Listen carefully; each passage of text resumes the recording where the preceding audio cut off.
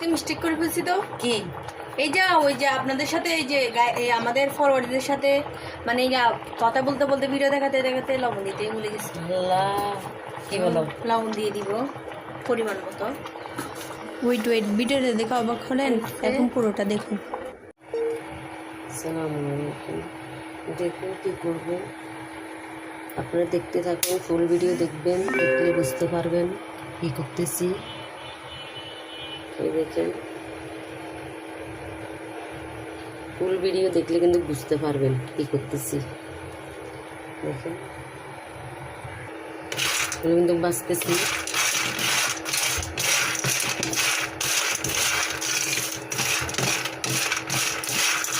সবাই দেখে একবার হলে ট্রাই করবেন, একবার হলে সবাই দেখে ট্রাই করবেন।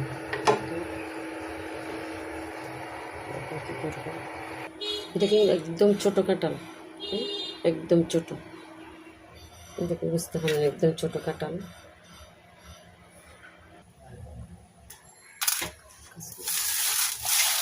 করতেছো এগুলো? হ্যাঁ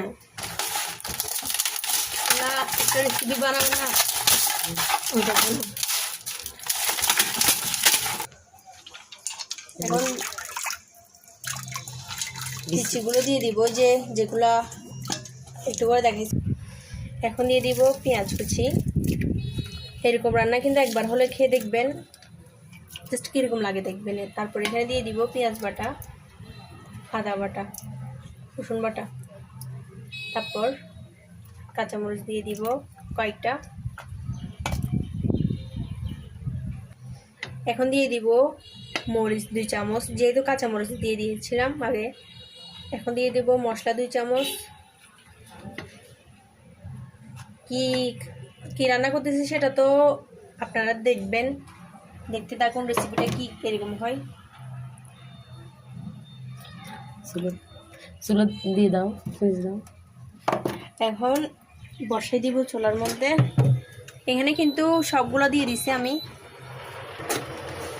এখন লবণ দিয়ে দিব পরিমাণ মতো, আপনারা আপনাদের স্বাদ মতো দিয়ে দিবেন। ওগুলো কি দিয়ে দিচ্ছ? এগুলো হ্যাঁ, এগুলো কি কে কে চিনেন? কাঁঠালের আমরা চট্টগ্রাম ভাষায় বলি, কাঁঠালের ভুতা বলি।